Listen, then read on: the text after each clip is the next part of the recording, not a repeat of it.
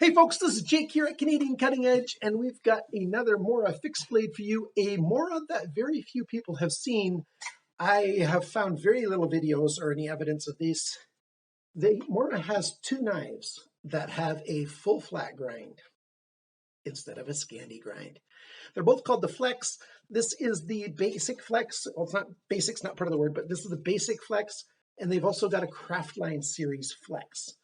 And the cool thing about them is if you want a full flat grind, they do that.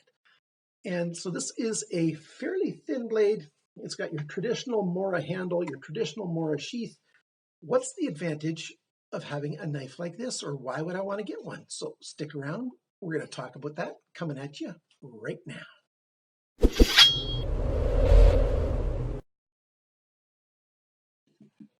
So here's the Mora Flex.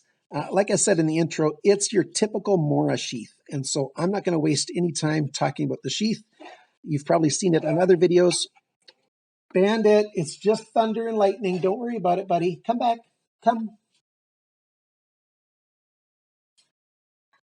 Bandit's a bit scared of thunder and lightning.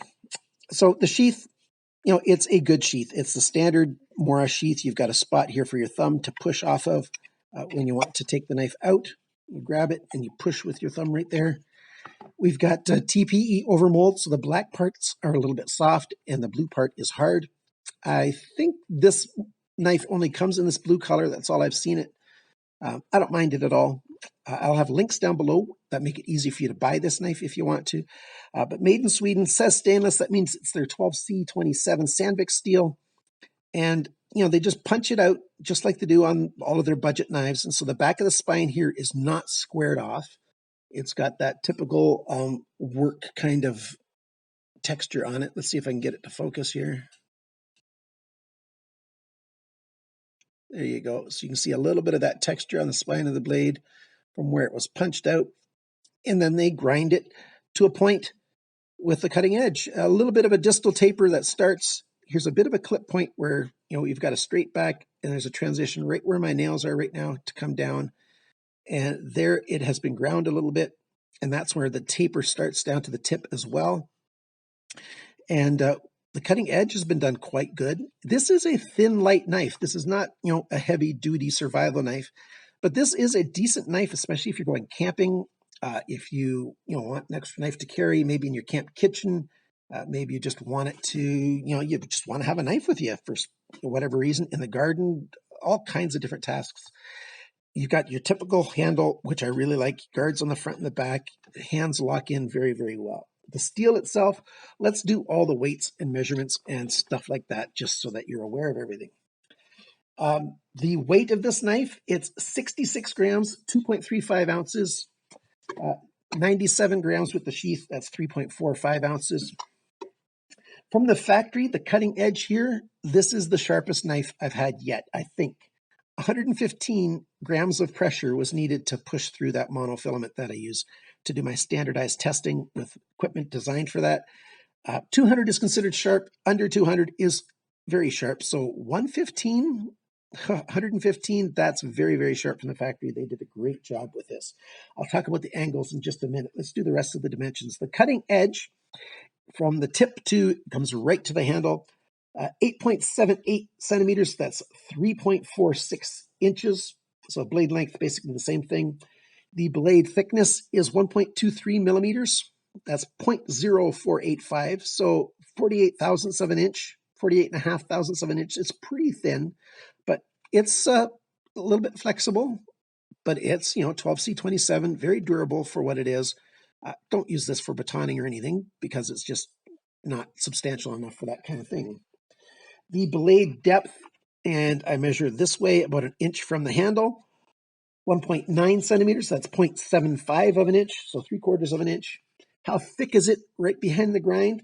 0.42 millimeters, that's 16 and a half thousandths of an inch. Not bad at all. The angle that they ground this at, 16 degrees on one side, 16.1 degrees on the other side. There's a CH knife that I recently reviewed, and it had 0.1 difference from side to side as well. That's just awesome. So when I go to resharpen this knife, I'll probably leave it at 16, maybe 15 degrees per side. and that'll help keep it to be an ultimate little tool for a whole lot of different kinds of tasks. The handle length is 11.7 centimeters, 4.6 inches. The handle thickness is 2.19 centimeters, that's 0.864 inches.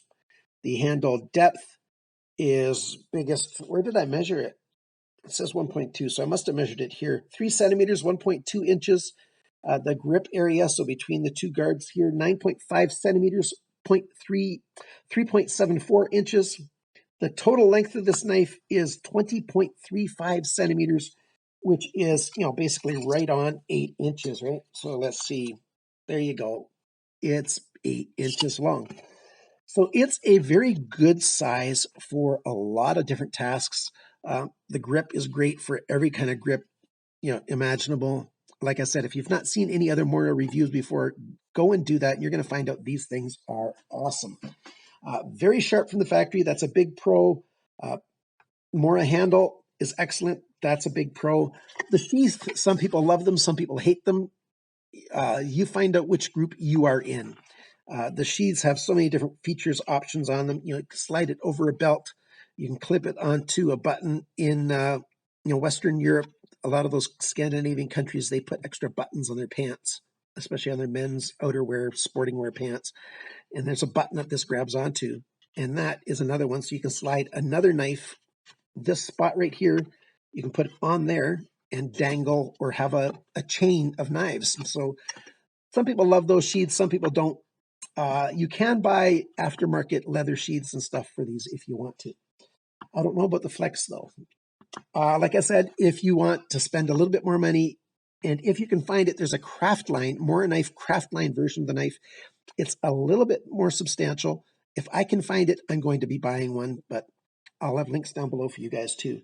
What else would I like? The cons, I would have liked this to be a little more substantial, like I just said, with the craft line being a little bit thicker. But it is so sharp from the factory. And these are hard to find, so I bought it when I could. I like having full flat grind knife. It's just great for doing all kinds of slicing. So I might have my Scandinavian grind for when I'm, walking out in the bush. But this is a really good camp knife, camp kitchen kind of knife. So thanks for watching my video. Thanks to my Patreon supporters. You guys are awesome. And to everyone else, remember, guys, always cut towards your chum, not your thumb. Thank you for liking, sharing, commenting, and subscribing. Till next time, have a good one.